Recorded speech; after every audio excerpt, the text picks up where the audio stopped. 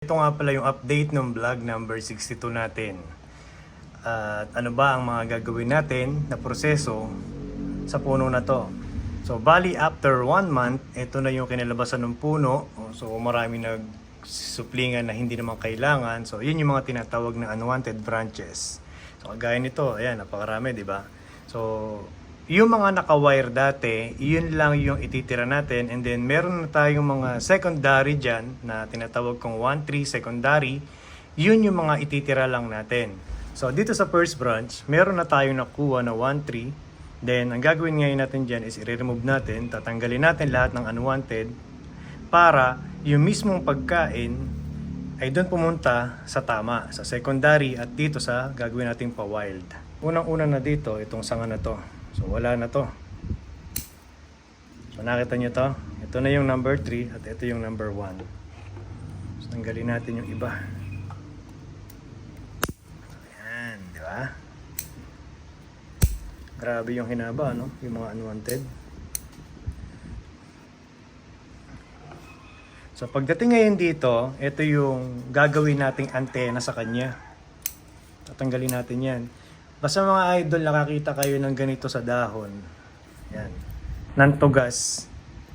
So, ibig sabihin, hanggang dyan sa dulo, tatanggalin natin dahon. Ititira lang natin itong maayos. Itong maayos na to.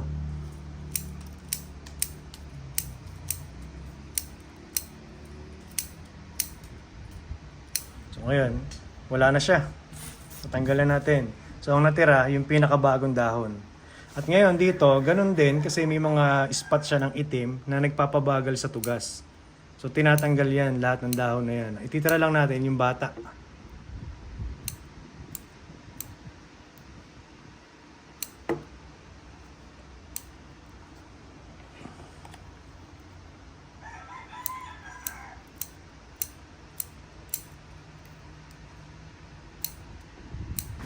So nalinis na natin. Kung mapapansin nyo, mula dito sa pinagputulan hanggang dito sa pinag-shoot niyan, naglalaro lang ng 3/4 ang layo, ang distance nung pinagsuplingan itong secondary number 1 natin. Mula dito hanggang dyan, 3/4.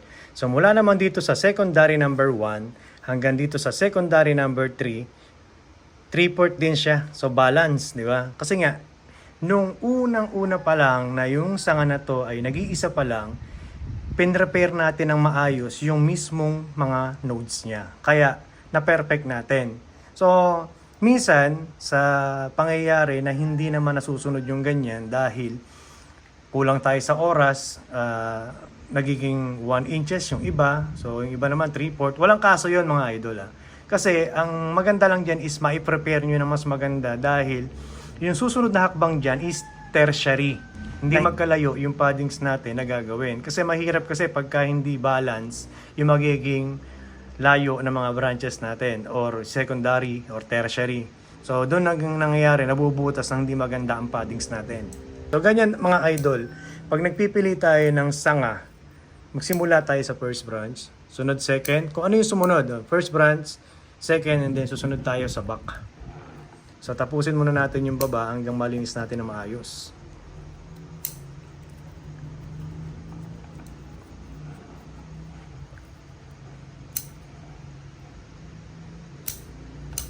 So ganun din dito, tatanggalin din natin yung mga dahon na luma na kasi may mga spot. Sabi ko nga, hindi na magwa-wild dyan pagka ganyan. Tira lang natin yung mga bagong supling.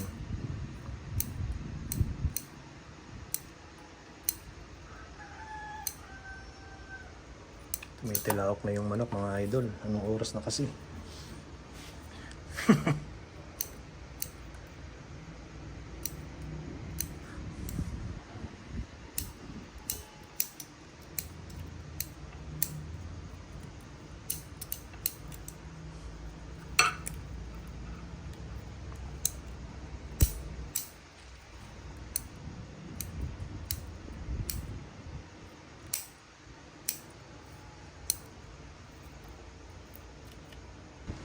So ito naman, ito yung back branch natin, ito na yung 1, ito yung 3. So tanggalin natin yung mga nasa kili-kili na yan, so yung mga katabi niya.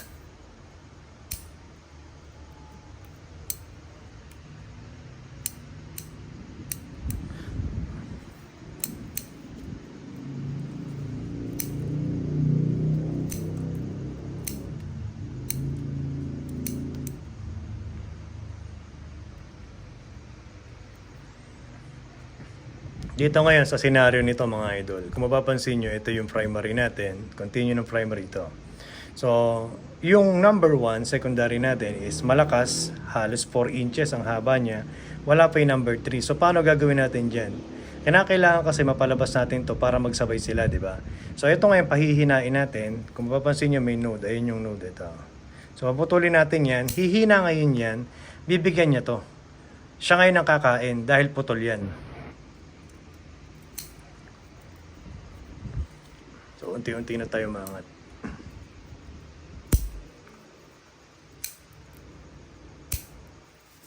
So, binabalik lang natin kung ano yung dating pili natin ng sanga. At syempre, may mga madadagdag dyan na dating wala, ngayon lang lumabas na kailangan nating sanga. So, kagaya nito, kailangan natin isang sanga na yan. Kasi ang laki ng negative space na to. Di ba?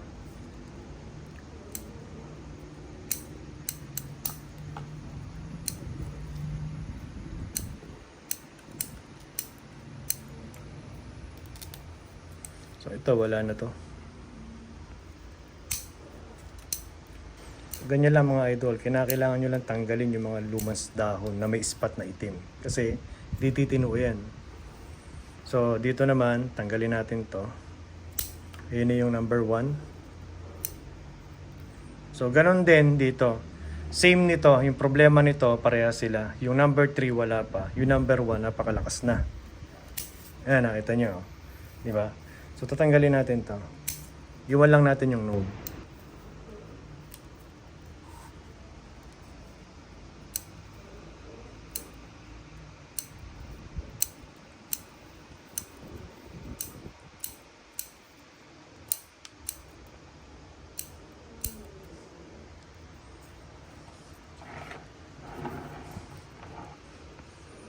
Grabe. Ito talaga ano sa tugas eh. Grabe magsupling. Isang katutak. Kaya talaga every third week talaga nagtatanggal tayo ng mga unwanted sa kanya. Pag hindi nagawa yun, ako sa dami ng halaman ko, hindi ko na naasikaso yung iba. Kaya nagkakaganyan. So ayun yung isang node. So ito rin, ganun din ang problema ng isang sanga na to. Ito yung 1, wala pa yung 3. So balik natin.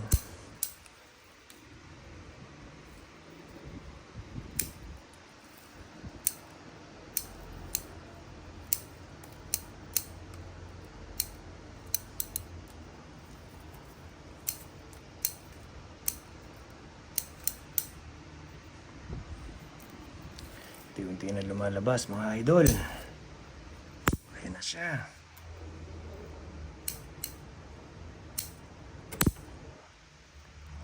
Nakita nyo? Ayan na, lumalabas na siya, di ba? Halos yung sa may vlog number 62, parang walang nabago. Pero, hindi nyo lang napapansin yan, lumalaki na yan. So, ayan, magpapalit na ng wire yan. Kagat na yan.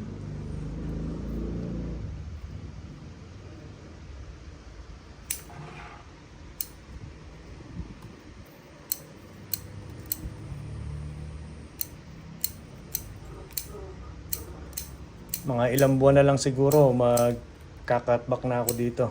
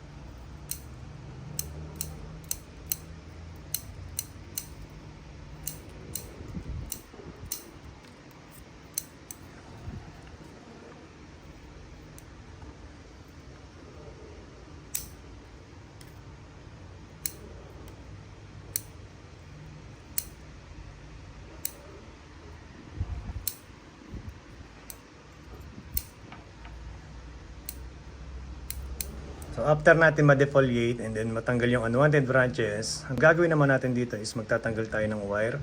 Magpapalit lang tayo ng size ng wire kasi masyado ng medyo na may mga bakat na wire doon sa ating sanga. Ngayon, dito, maganda sana kung may workshop na natin to. Tsaka ayan, yung iba, ayan, kagaya niyan. Ang problema dito, yung trunk natin hindi pa masyadong established kasi kulang pa lang to ng 3 buwan. Tingnan niyo mga idol gumagalaw pa siya, di ba? So, hindi pa masyadong established yung ugat niya, kaya hanggang wire muna tayo dito, pili lang ng sanga. Siguro paabutin muna natin ng kulang 1 taon bago natin i-workshop yung mga dulo-dulo para maitama natin. So, minsan, kailangan natin mag-ingat mga idol para hindi mamatay yung puno. Kahit sabihin natin na hindi masela ng tugas, minsan nakaka-tsempo tayo na pag nag-workshop tayo, nasisira talaga yung puno. So, magre-remove tayo ngayon ng wire. So, nakakabit dito ay 2 mm.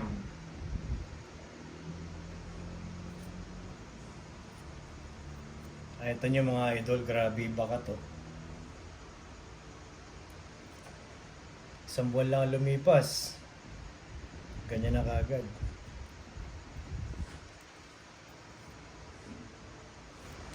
So, kakabitan natin siya ngayon ng 2.5 mm size ng wire.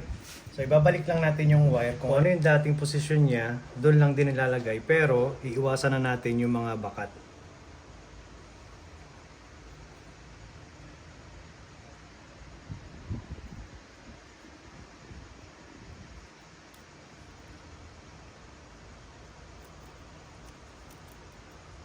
Malagyan lang natin ang wire.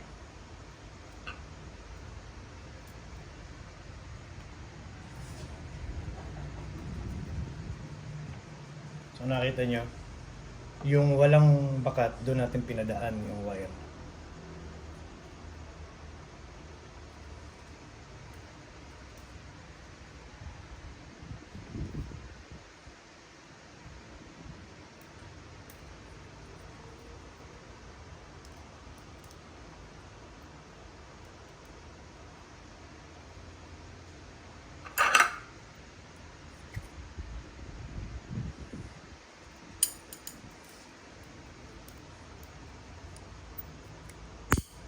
So after natin ma-wire ng 2.5 mm itong branch na to, gagamit naman tayo ng 1.2 mm para dito sa dalawa.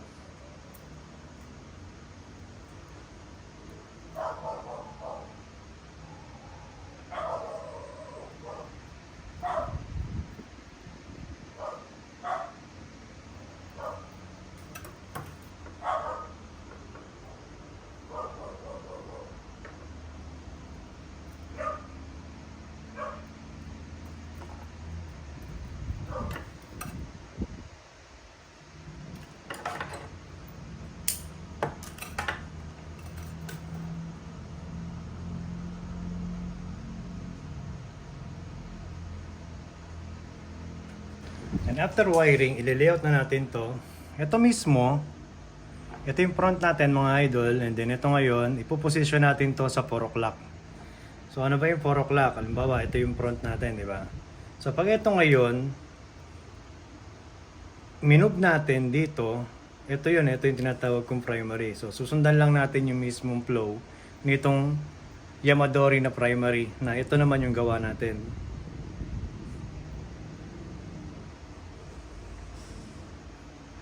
Then ito, nasa ilalim, twist natin.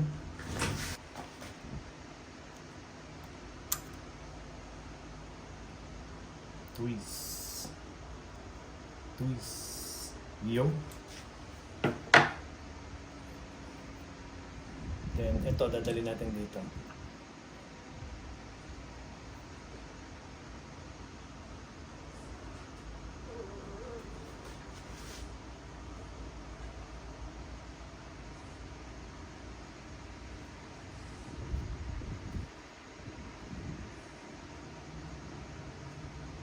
So, ito yung 1, ito yung 3. Yung number 2, ayun yung number 2. Yung node na yan. Yan ang gagawin nating number 2 papunta dito sa front. So, ito ngayon, kung titignan nyo mga idol, ito yung front natin ha. So, ito yung sinasabi ko. Ito yung primary na Yamadori. So, kung titingnan nyo yung flow, diretso yan, ayan. Papunta dito sa number 3. Dahil ito, puputulin natin to mga idol. Kakatback natin yan. Maiwan lang yung 1, 3. So, sana, lumabas kagad yung number 2 para makumpleto yung 1, 2, 3 natin. So, nakuha na kagad natin yan, ayan. So, mapapansin nyo, naka 4 o'clock yan, ayan. 4 o'clock siya, di ba? Hindi siya dito, hindi siya dyan. So, iyan ang 4 o'clock mga idol. So, after natin ma-wire yan, ito naman tayo. Sa second branches naman tayo. So, gagamit naman tayo dito ng 1.5 mm. So, doon sa mga nagtatanong kung ano mga dapat gamitin kapag ka sa first wiring, second wiring, actually, magkompleto na kayo ng size ng wire kasi lahat yan gamitin yan. Dahil yung bonsai natin, buhay yan, gumagalaw yan, lumalaki mga sanga niyan na kinakailangan mag-provide tayo ng tamang size para ma-layout natin ng mabuti.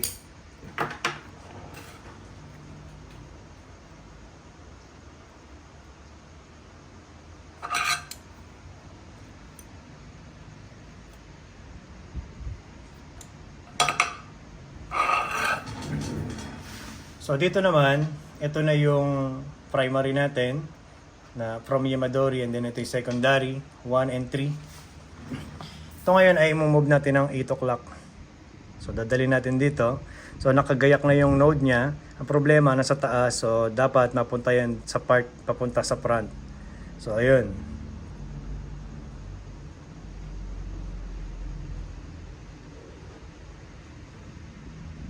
So ngayon ito naman, may problema tayo sa isa na to.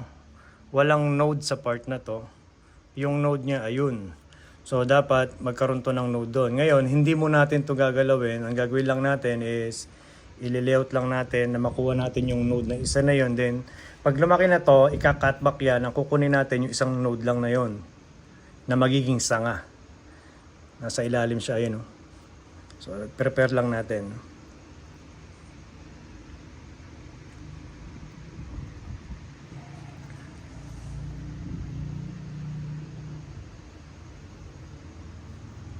So nakita nyo, lumalabas na yung pinaka-ano ng front niya. Then, ito yung 4 o'clock. Then, ito yung 8 o'clock. So, ayan. Nakayakap sa atin yung mga idol. So, kung mapapansin nyo, ito yung walang sanga nung una sa vlog 62 na hindi natin tinanggal yung nandito nakadikit sa trunk. So, ngayon, lumabas na siya. So, ito ngayon ay 1 o'clock. Ito naman ay 11 o'clock. So, kung mapapansin nyo, pag dinapa natin yan, ayan o. So, iyan yung tinatawag na back branch, depth, pasilip kung tawagin kapag nasa front tayo mga idol. So, magbabaklas tayo ng wire. Gagawin natin siyang 2 mm dahil lumaki na siya.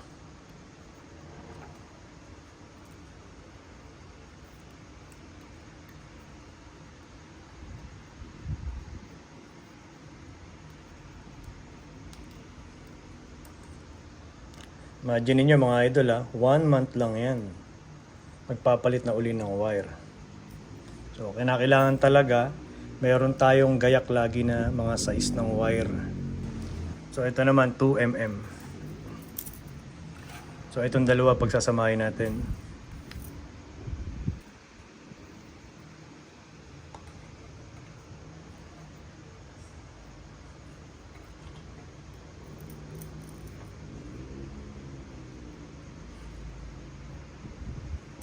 Sakto yung dalawang node. Ayun yung 1, 3.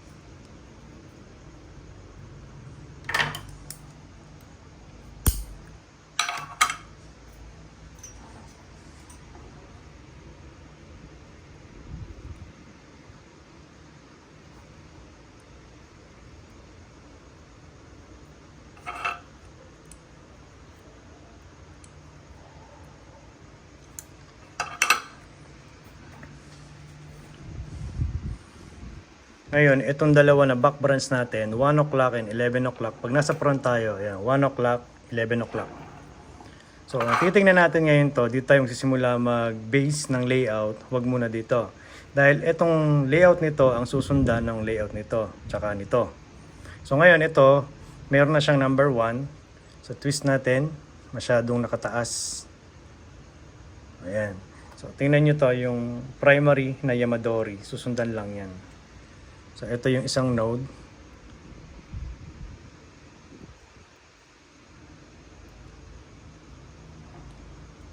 Yun.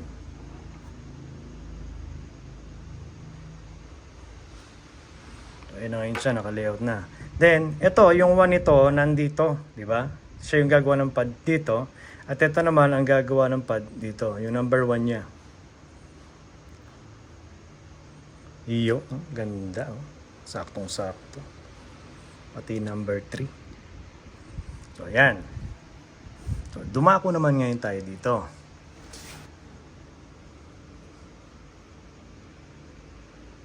Baliktad.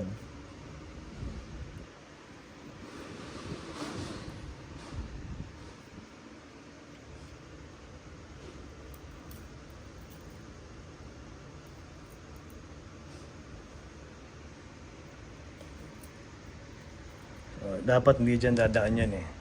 Kailangan kasi natin is secured para pag ginalaw natin to hindi gumagalaw yan. Ngayon kung di nakakit dyan yan, ang mangyayari dyan, ginanon lang natin dyan, sigurado ko sa inyo pag ginalaw nyo to gagalaw yan. So ibig sabihin lang nun, pag ganun ang ginawa nating wiring, pwedeng mabali ang isa't isa.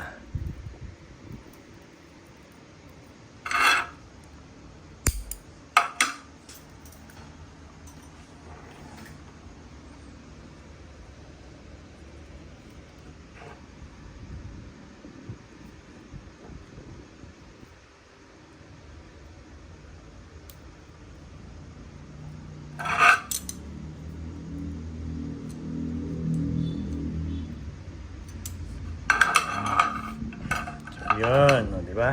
Na-layout na natin. Ngayon, ito ngayon, ang proseso naman ng pag-layout nito, kapag kaganyang meron ng sanga sa taas, so ito kasi level to, di ba? So, ayan, level to. Ito naman, medyo mababa to dito. Ngayon, ano ang basihan ng layout nito? Tignan nyo yung dalawa na to. Ito yung negative space ng dalawa, di ba? So, ito ngayon, yung mismong major natin na number 3, igigitnaan nyo yan sa dalawa na to. So, ito yung 1, dun pupunta yung 3 dito. Continue.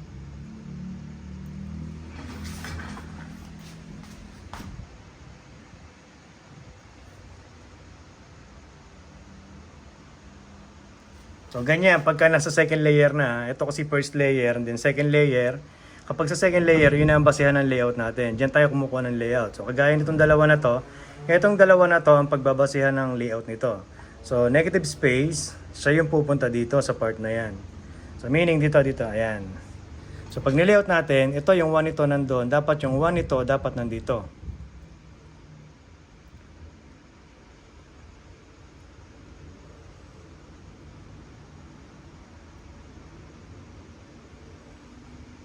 Yan. Nakita niyo mga idol, ito yung dalawa, ito yung isa sa taas, second layer. So, nasa gitna, nasa pagitan ng dalawa nito, yung major.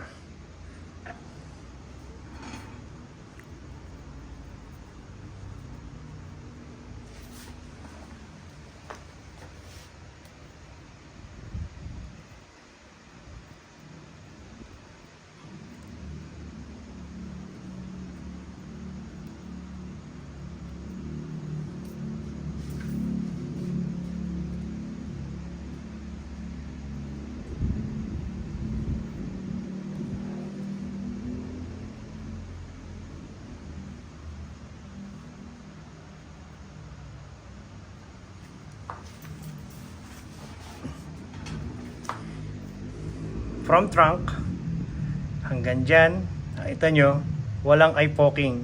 Yan, walang eye poking.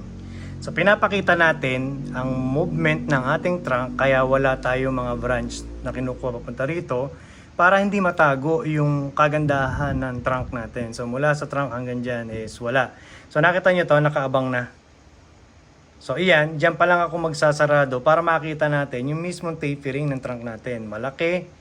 Then, papaliit ng papaliit hanggang doon. So, pagdating ngayon dito, dyan pa lang tayo magsasarado sa part na to. Then, gagawa tayo ng apex sa taas na yan.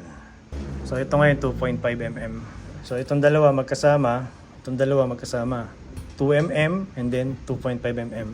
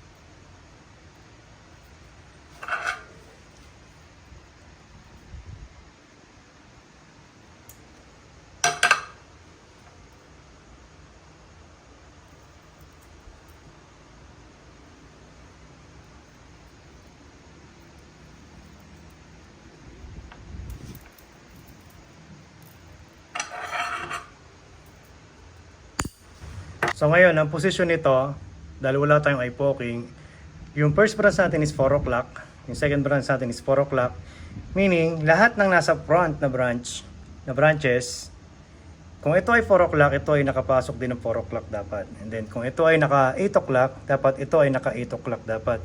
Para balance na balance yung ating layout ng branches, hindi nakapalipit or nakapantay lang. So, asusundan ng layout nito, itong number 3.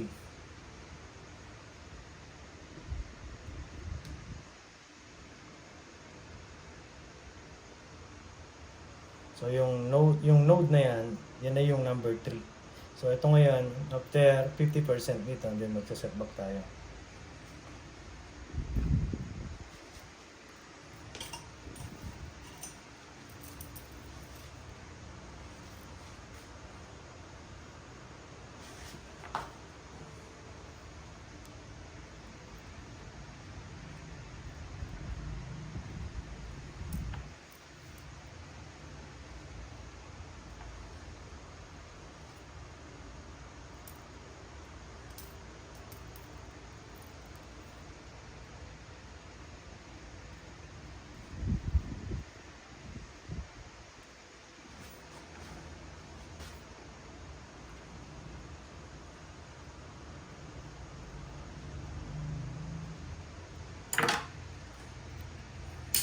Yun, dahil na tayo sa pagwa-wiring. So, taas na lang ang ili-layout natin. So, yung one niya ay nasa likod. So, ito ngayon dadalhin natin dito sa front. Itong isa na to.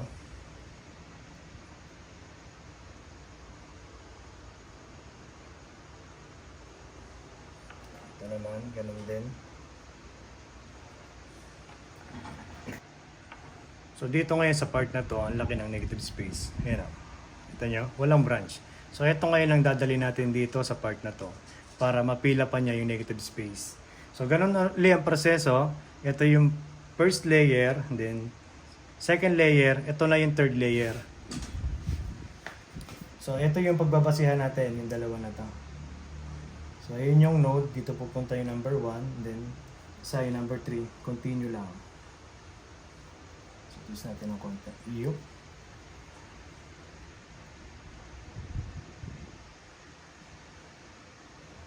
Ayan. So, ito yung isang node. Papunta to dito. At ito naman, dito, siya yung papalit dyan. Continue yan. So, pag kinatback to, dapat diretso yan. Kaya dapat itong movement nito, dito pumunta. Para siya pumunta dyan sa tama. Oh, silip siya. Oh. Diba? So, pag nagka-pads dito, makita pa rin yan kasi may negative space tayo. So, ito medyo pumasok dito sa part na to. So, dadali natin doon.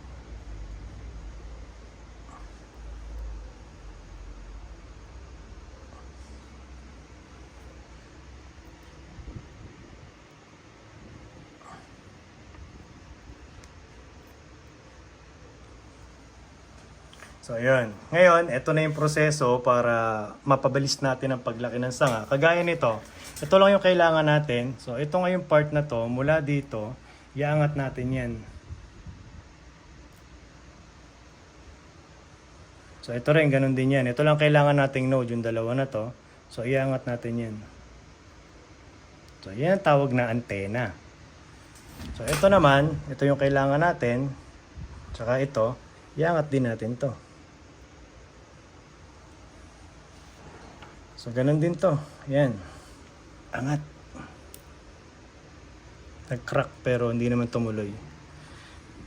Buti na lang. So yun yung kailangan natin dalawa. Angat to. Ito yung kailangan natin dalawa. Angat. So nagdadaan talaga sa prosesong pangit ang simula kapag ganyan. Ito yung kailangan natin, dalawa na to. So angat.